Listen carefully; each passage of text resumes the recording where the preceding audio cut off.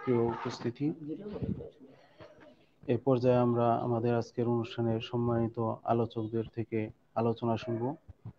শুরুতেই আলোচনা নিয়ে আসছেন ইসলামী ছাত্র মজলিসের প্রাক্তন কেন্দ্রীয় সভাপতি, এদেশের গণমানুষের সংগঠন খেলাফত মজলিসের ঢাকা মহানগরী শাখার সম্মানিত সাংগঠনিক সম্পাদক, বিশিষ্ট আলোচক মাওলানা মোহাম্মদ আজিজুল হক।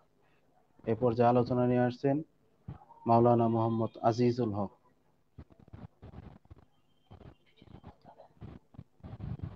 আসসালামু আলাইকুম ওয়া রাহমাতুল্লাহি ওয়া বারাকাতুহু। ইন্নাল হামদুলিল্লাহ ওয়াসসালাতু ওয়াসসালামু আলা রাসূলিল্লাহ ওয়া আলা আলিহি ওয়া আসহাবিহি ওয়া মান ওয়ালা, আম্মা বাদ। আউযু বিল্লাহি মিনাশ শাইতানির রাজীম। বিসমিল্লাহির রহমানির রহিম। ওয়া তিলকাল আইয়ামু নুদাউলুহা বাইনান নাস। সাদাকাল্লাহু মাওলানাল আযীম। জ্ঞান অর্জন, চরিত্র গঠন, সমাজ বিপ্লবের প্রত্যয়দীপ্ত কাফেলা বাংলাদেশ ইসলামী ছাত্র মজলিসের উদ্যোগে ৩১তম প্রতিষ্ঠাবার্ষিকী উপলক্ষে আলোচনা সভার সম্মানিত সভাপতি, শহীদি কাফেলার মোহতারাম কেন্দ্রীয় সভাপতি জনাব মনসুরুল আলম মনসুর, উপস্থিত রয়েছেন সাবেক কেন্দ্রীয় সভাপতিবৃন্দ, সম্মানিত দর্শক শ্রোতা মণ্ডলী, যে যেখান থেকে শুনছেন সকলকে আন্তরিক মুবারকবাদ জানাচ্ছি। সম্মানিত উপস্থিতি, লম্বা বক্তব্য দেওয়ার সুযোগ নাই, আমরা বক্তব্য শুনবো ইনশাল্লাহ আমাদের প্রাক্তন কেন্দ্রীয় সভাপতিদের কাছ থেকে। আমি দু একটি অনুভূতি ব্যক্ত করতে চাই। এক নম্বরে আমি যে কথাটা বলতে চাই, হযরত ওমর রাদিয়াল্লাহু তাআলা আনহুর ঐতিহাসিক বক্তব্য, তিনি বলেছিলেন যে ইসলাম আমাদেরকে সম্মানিত করেছে।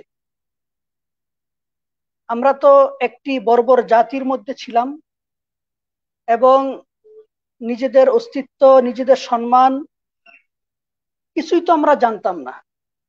আমরা তো একদম আমরা তো সকলে জানি যে আসলে সে সময়টা ছিল ইয়ামে জাহিলিয়াত।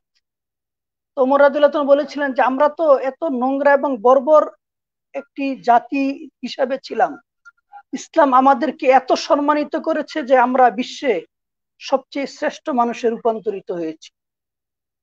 তো আমি সেই কথাটা স্মরণ করিয়ে বলতে চাই যে আমরা যারা ছাত্র মজলিসের সাথে নিজেদের দীর্ঘ সময় ব্যয় করার সুযোগ আল্লাহ সুবহানাহু ওয়া তাআলা আমাদেরকে দান করেছেন, এটা আমাদের জীবনের যদি শ্রেষ্ঠ কোনো নিয়ামত থেকে থাকে, আমার বিশ্বাস এটা হচ্ছে আমাদের জীবনের শ্রেষ্ঠ নিয়ামত।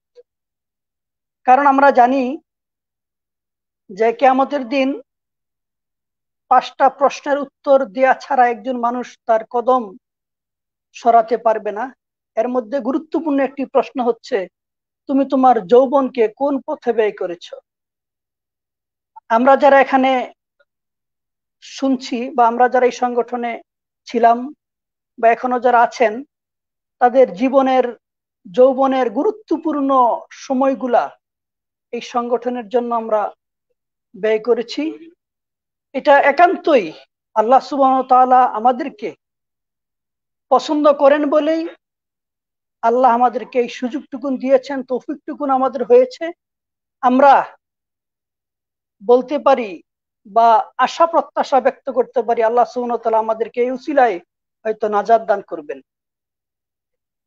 ছাত্র মজলিসের নাম শোনার সাথে সাথে আমাদের মধ্যে একটি অনুভূতি জাগ্রত হয় এবং নিজেদের অজান্তেই শত ইতিহাস, শত ঐতিহ্য, হাজারো স্মৃতি আমাদের চোখে ভেসে ওঠে। যে স্মৃতিগুলো কখনো আনন্দের, কখনো বেদনার, কখনো ভালোবাসার এবং কখনো বিভিন্ন ভাইদের যে আন্তরিকতা, মহব্বত, ভালোবাসা, সেইগুলাই। আমি আসলে আবেগপ্রবণ হয়ে যাচ্ছি। আমি কথা লম্বা করব না, দু একটি ভাইয়ের স্মৃতি আমি শুধু আপনাদের সামনে পেশ করতে চাই। অনেক বছর আগে, মনে হয় 2014 হবে মেবি, আমি কক্সবাজার সফরে গিয়েছিলাম। কক্সবাজার সম্পর্কে অনেকেরই ধারণা আছে যে কক্সবাজার একটা থানা আছে উখিয়া। উখিয়া একটা বাজার আছে মরিচ্চা বাজার। এই বাজার থেকে সিএনজি যোগে আর অনেক ভিতরে আমাদের এক ভাই জেলা সভাপতি ছিলেন। তো আমি সফরে গেলাম, শীতের দিন ছিল, ডিসেম্বর বা জানুয়ারি। তো কক্সবাজার সারাদিন বিভিন্ন প্রোগ্রামে ছিলাম। রাতে আমরা 9টায় সিএনজি করে আমরা বের হই। ওইখানে যেতে যেতে 10টা বা 11টা বেজে যায়। আবার ওইখান থেকে আবার সিএনজি করে আবার অনেক ভিতরে যেতে হচ্ছে। প্রচন্ড শীত, অনেক রাত্র। 3-4 জন ভাই যারা স্কুলে পড়ে, 9-10-এ পড়ে, এত রাতে গ্রামের, ওরা তাদের দায়িত্বশীল আসবে বলে অপেক্ষা করছিল। সিএনজি কে নেমে আমি তাদের চেহারা দেখতে পারি নাই, এতভাবে চেহারাটা ঢাকা, শুধুমাত্র চোখটা দেখা যাচ্ছে। অবশ্য পরের দিন দিনে তাদের চেহারা দেখতে পেরেছি। এই যে দায়িত্বশীলের প্রতি কর্মীর ভালোবাসা, আন্তরিকতা, মহাব্বত, আমার মনে হয় যে ছাত্র মজলিস না করলে এই অনুভূতি বা এই ভালোবাসাটা আর কখনোই আমরা দেখতে পেতাম না। এই মুহূর্তে আমার আরেকজন ভাইয়ের কথা মনে পড়ছে। আমি ওনার সাথে কন্ট্যাক্ট করছিলাম যে আপনি তো সময় আরো বেশি দেওয়া দরকার, পড়াশোনার মধ্যে ব্যস্ত থাকেন, যদি সময় না দেন কিভাবে, মানে আমরা যেভাবে একজন জনশক্তিকে, থানা দায়িত্বশীল বা জেলা দায়িত্বশীলকে যেভাবে উৎসাহ দিয়ে থাকি, উনি কথার এক প্রসঙ্গে বলেছিলেন, ভাই সময় তো খুব বেশি দিতে পারি না, তবে আমি এটা বিশ্বাস করি যে আমার শরীরের প্রত্যেকটি শিরা উপশিরা এবং আমার শরীরের কোথাও থেকে যদি আঘাত করা হয়, রক্ত বের হয়, এই রক্তের কণিকাগুলা পর্যন্ত ছাত্র মজলিস স্লোগান দিতে থাকবে। অর্থাৎ যারা ছাত্র মজলিস করেছেন বা করেন, এটি হচ্ছে তাদের অনুভূতি, এটি হচ্ছে তাদের ভালোবাসার জায়গা।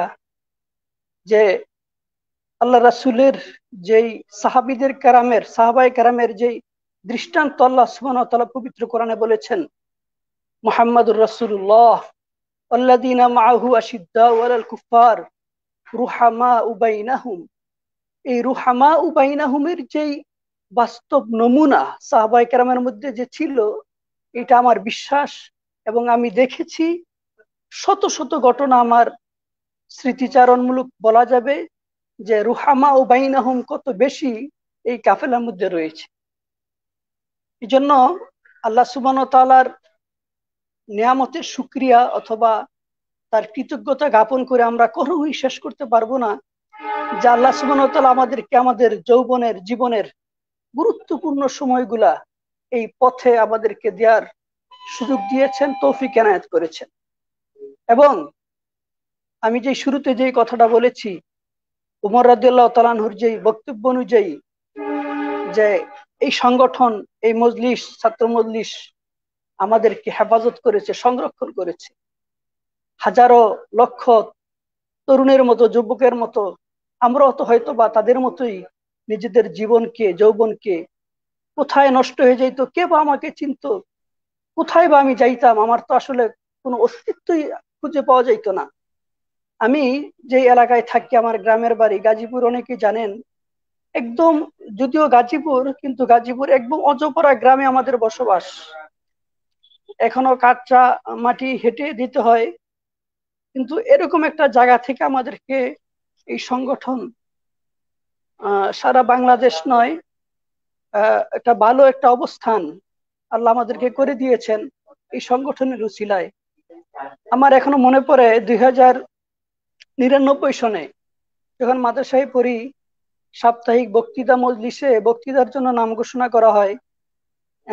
যেই সামনে যেই টেবিলটা ছিল ওইটা এবং আমি সহ এমন ভাবে কাঁপছিলাম, দুইজন আমাকে ধরে রেখেছিল যে যাতে পড়ে না যাই। তো এই সংগঠন আলহামদুলিল্লাহ আমাদেরকে ওই অবস্থা থেকে একটা ভালো অবস্থানে এনে দিয়েছেন।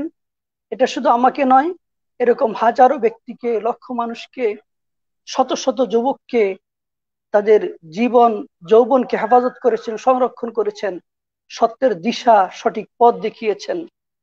আমি আমাদের সম্মানিত সাবেক কেন্দ্রীয় সভাপতিদের বক্তব্য শুনবো। আমি কথা দীর্ঘায়িত করতে চাই না, শুধু এতটুকুই বলতে চাই, আল্লাহ সুবহানাহু ওয়া তাআলা আমাদেরকে তৌফিক এনায়েত করেছেন। অসংখ্য হাজারো শুকরিয়া।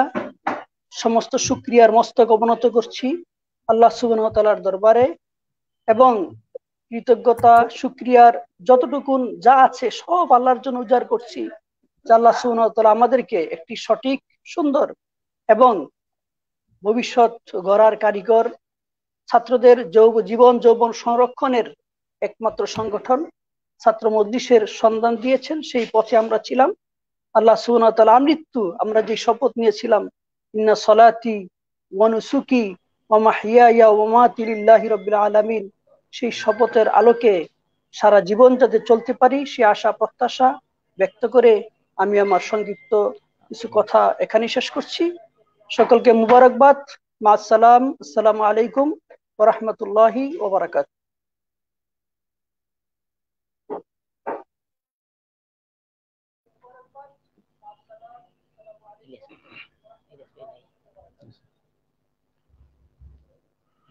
সংগ্রামী উপস্থিতি।